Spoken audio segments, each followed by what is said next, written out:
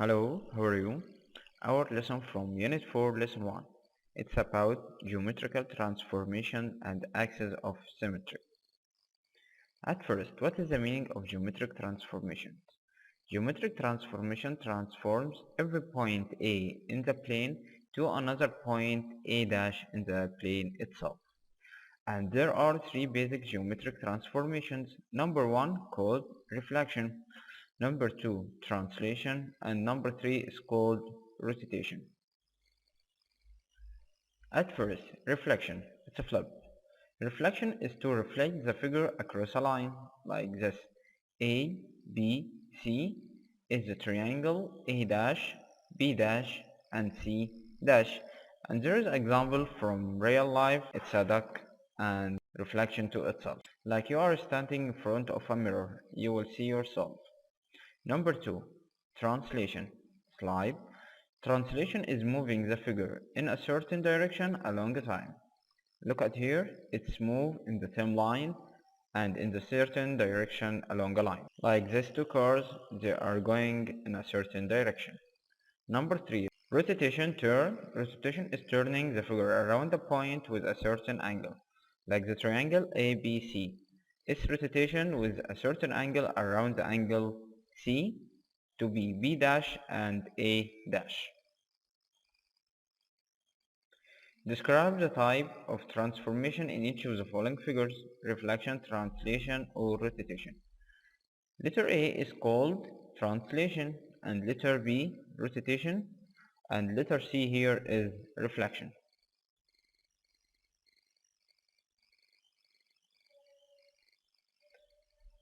Symmetry.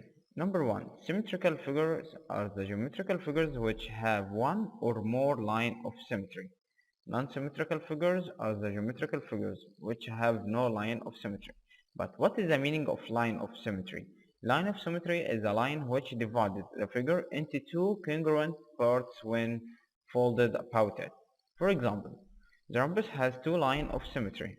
This rhombus and there are two lines of symmetry is dividing the shape of the figure into two congruent parts.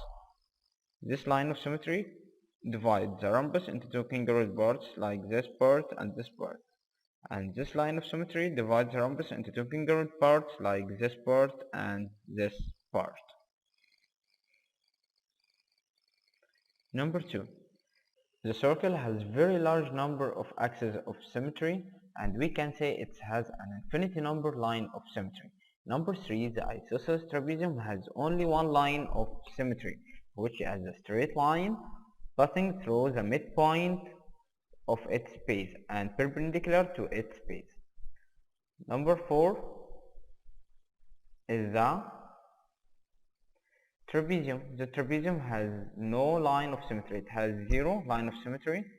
Okay, let's say again, the trapezium has zero line of symmetry, but the isosceles trapezium has only one line of symmetry. What about triangle? The equilateral triangle has three lines of symmetry. The isosceles triangle has only one line of symmetry, and the scalene triangle has zero line of symmetry.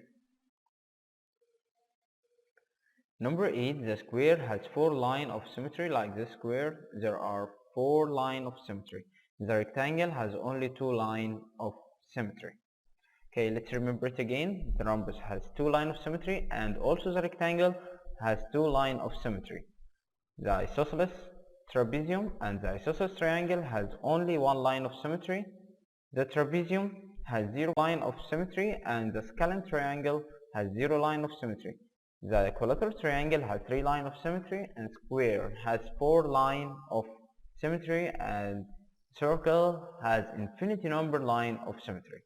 Okay, complete the following. Letter A, the parallelogram has zero line of symmetry.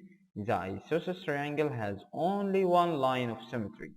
Letter C, the circle has infinity number line of symmetry or very large number of line of symmetry.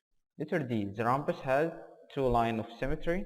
The equilateral triangle has three line of symmetry. The square has four line of symmetry and the scalene triangle has zero line of symmetry and the rectangle has two line of symmetry. It's the end of our lesson. Thank you for listening and see you. Bye.